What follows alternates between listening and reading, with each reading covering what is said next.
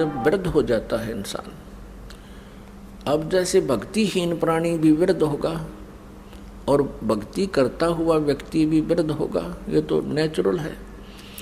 जो भक्तिहीन वृद्ध होगा उसकी तो दुर्गति होगी। वो क्या सोचता है वृद्ध अवस्था में, क्योंकि वृद्ध अवस्था में क्या होता है, जैसे अपना तो लड़का लड़की कहीं और की वो हमारे घर आवेगी, तो उस लड़की का जो व्यवहार कैसा रहेगा उनके प्रति, ये तो उस बेटी के स्वभाव पर ही डिपेंड करता है। फिर क्या होगा, वृद्धावस्था में कुछ कहा सुनी अवश्य हो जाती है, कभी बच्चा भी बोल देता है, कभी पुत्र वधू भी कह देती है। तो फिर क्या याद आते हैं भक्तिहीन प्राणी के उस माता और पिता को, एकांत में बैठ कर रोते हैं कि देखो हमने इनको ऐसे पाला पोसा, इनकी कितनी हमने सेवा की है, और देखो कितनी मेहनत से इनको पाला, आज हमें क्या सुनने को मिल रही है। वृद्धावस्था में क्या होता है कि बूढ़ा आदमी अपने अनुभव को अपने बच्चों को बताने की चेष्टा करता है और वो कोशिश करता है कि बालक मैं कहूँ ऐसे ही करें, लेकिन उस वृद्ध की अवस्था में और बच्चे जब जवान होते हैं तब तक बहुत समय बीत चुका होता है। तो बच्चे अपने समय के अनुसार बाहर के समाज को देखते हुए अपने कर्म क्रियाओं को करते हैं, जो उस बुजुर्ग को पिता को गंवारा नहीं होते, जिस कारण से वो बात बात पे उन्हें टोका टाकी रखे। नो कहेगा तुम तो नाश करोगे, तुम ऐसा करते हो, हम तो ऐसा करते थे, हम कभी ऐसा नहीं करते थे। शुरू में हमने देखा कोई गांव में ये टूथपेस्ट ले आता, तो उसको टूथपेस्ट कौन लाता, जो नौकरी वाला हो या कोई बाहर शहर में रह रहा हो, तो उसके बारे में बातें बनाया करते, देख नाश करेगा, ये तो पता नहीं क्या बन गया। तो इस तरह की हमारी जो नेचुरल सोच होती है, इस तरह की सोच बनी ही रहती है। तो वो बुजुर्ग टोका टाकी अवश्य करता रहता है, जिस कारण से उन बच्चों में मन मुटाव सा बन ही जाता है कि पिताजी बार बार टोकते रहते हैं, हम कोई बालक थोड़ी रह गए हैं, शादीशुदा हो गए हैं, बाल बच्चे भी हो गए हैं। तो इस तरह का जो माहौल बिगड़ता है, वो भक्तिहीन प्राणी, ज्ञानहीन बूढ़ा वृद्ध या जो है ना एक न्यारी खराबी करा करे, एक विशेष अशांति का कारण बनता है। एक समय क्या हुआ कि एक वृद्ध मृत्यु को प्राप्त हो रहा था और उसकी जुबान बंद होगी। उसके बच्चे निकट आए, क्या हो गया पिताजी को। पिताजी कुछ ऐसे संकेत कर रहा था, ना हाथ हिल रहे थे ना जीभ उठ रही थी, ऐसे संकेत कर रहा था। अब उन्होंने सोची कि पिताजी कुछ बताना चाहते हैं। उनको ये शंका होगी कि पिताजी कहीं धन दाब रखे, धन यानी पैसा या सोना आभूषण दाब रखे हैं कि तो जमीन में। पहले ऐसे ही करते थे, चोरों के डर से जमीन के अंदर पैसे छुपा दिया करते थे। तो उस पशु जहाँ बांधा करते, पशुओं के नीचे स्थान खोद कर गड्ढा उड्ढा दाब देते, ऊपर ऐसा करते थे किसी को पता नहीं लगे कहाँ दाब रखे। तो ऐसे जहाँ पशु बंधते थे उस साइड में ऐसा कर रहा था। अब बच्चा ने सोची पिताजी कुछ बताना चाहते हैं, कुछ पैसा इन्होंने छुपा रखा है, मृत्यु होगी और ये व्यर्थ जाओगा। उस गांव में एक व्यक्ति था, वो ऐसा इंजेक्शन लगा देता था कि यदि श्वास शेष हैं उसके तो उसकी जीभ उठ जाती थी। वो बोल के 1-2 मिनट मुश्किल से वो बोल सकता था, जैसा भी 1-2 मिनट, और वो 500 रुपये लेता था।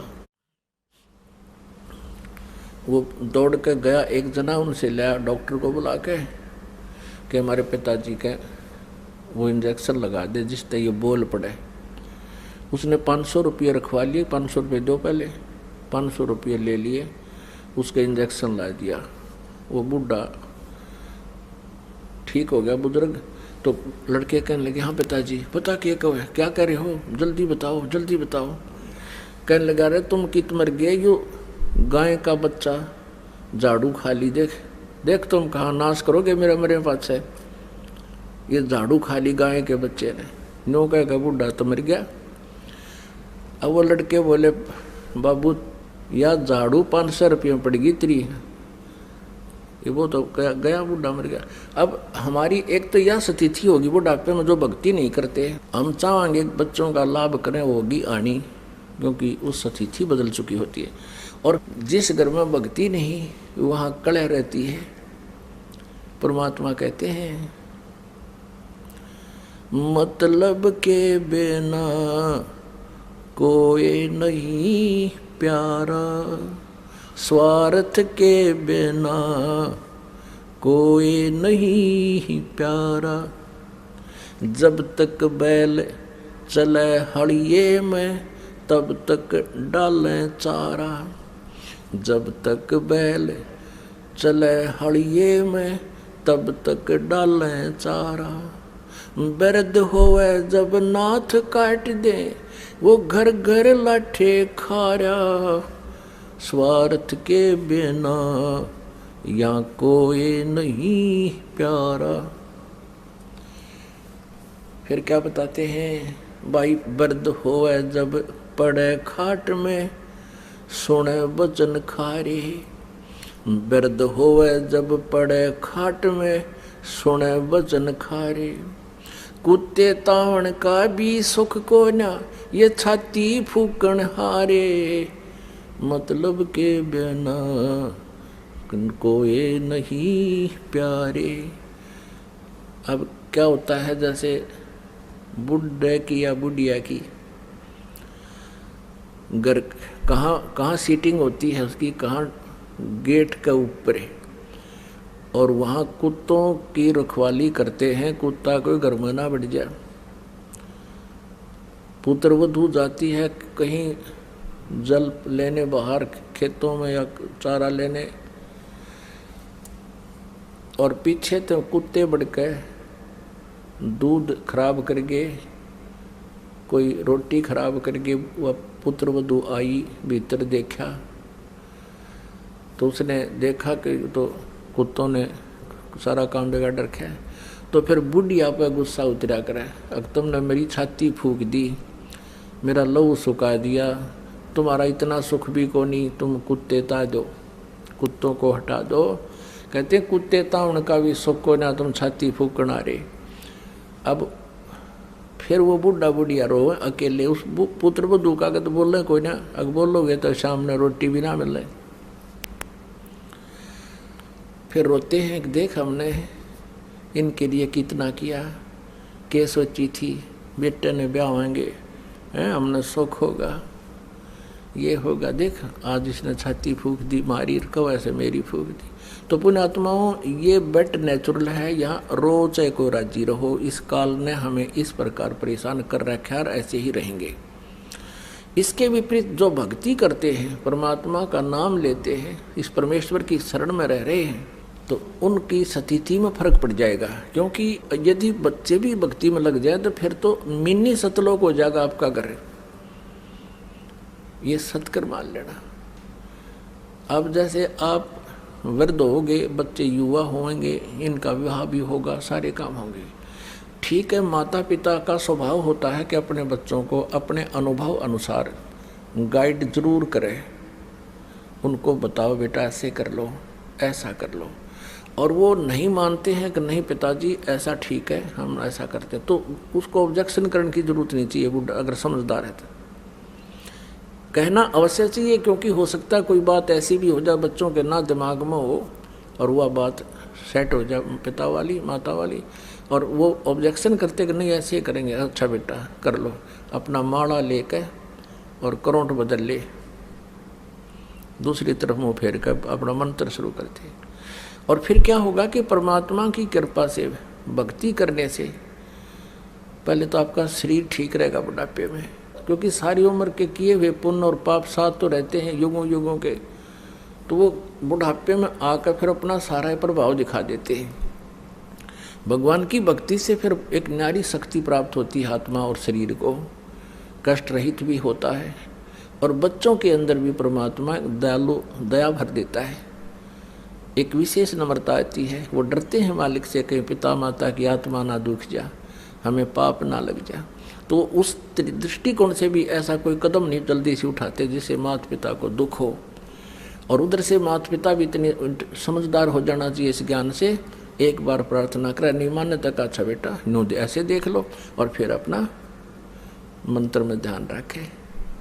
वो पिछले रंडरोने नहीं रोए, मन न्यू करार ना मानते हो फलाना, ये तो बकवादे हैं, ये तो काल का व्यवस्था है। इनको भगवान से दूर रखा है, मन में खरपतवार भरता रहे, इनके खुरापात बढ़े रहे, भक्ति ना करेंगे तो इस ज्ञान से वो बात बनेगी। तो ऐसे हम अपने इस जीवन को भी सुखी करेंगे, परमात्मा को भी पाएंगे। तो पुण्यात्मा, हम यहाँ आकर के काल के जाल में हम फंस गए, और अंत समय में हमने यहाँ से जब चलना होगा, आपके ऊपर एक रहम होगा यूँ भी कि बुढ़ापा कंपलसरी और आवश्यक है इस भक्ति के लिए। क्योंकि जब तक आप युवा हो, ये जो दास बोल रहा है ना, एक एक वचन से समझना जैसे अनमोल और सत्य। अब तक जब तक आप युवा हो, आपको पल की चैन नहीं है, भक्ति कर रहे हो, ये आपका सौभाग्य है, ये विशेष कृपा मालिक की आप पे है। लेकिन आपको इतनी कसक नहीं है, और जो कि तो आप ये काम अपनी क्रिया करते हुए, भक्ति करते हुए वृद्ध भी होगे, और वृद्ध होकर के फिर आपका शरीर भी शिथिल होगा। आपके शरीर में भी कोई छोटा मोटा ठूठा बनी रहेगी, कोई कष्ट आ गया, कभी जाड़ पड़वानी, कभी आँखें तो दिखना बंद हो जाए, नो डर रहेगा, ये भगवान का जानदा हो जाऊँ, ये मालिक क्या, तो दूना भगवान याद आओगा।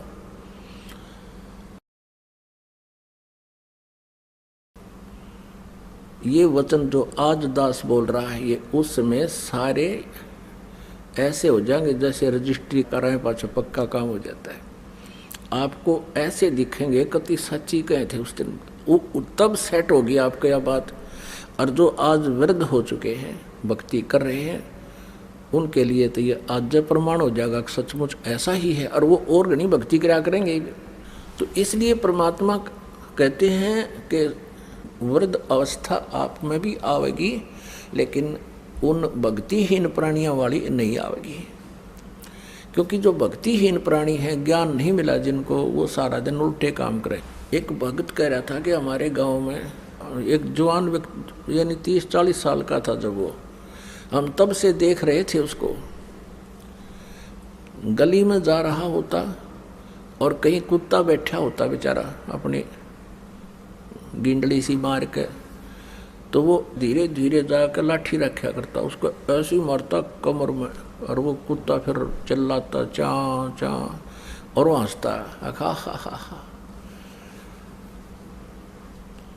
उसने तो वो कर्म फोड़ने थे, अपने फोड़ लिए। कहते फिर वो वृद्ध होया ना, जब न्यो रोया करता जैसे कुत्ते रोया करे, जैसे वो कुत्ते रोया करते ना जिनको लठ मारा करता बे, मतलब ऐसे रो रो का मेरा साल भर भुगत के, और नो बूंदी तरह रो जैसे वास्तव में कुत्ता रो रहा हो। तो पुण्यात्माओं, परमात्मा कहते हैं, मन तू पावेगा अपना किया रे, भोगेगा अपना किया रे। मन तू पावेगा अपना किया रे, भोगेगा अपना किया रे।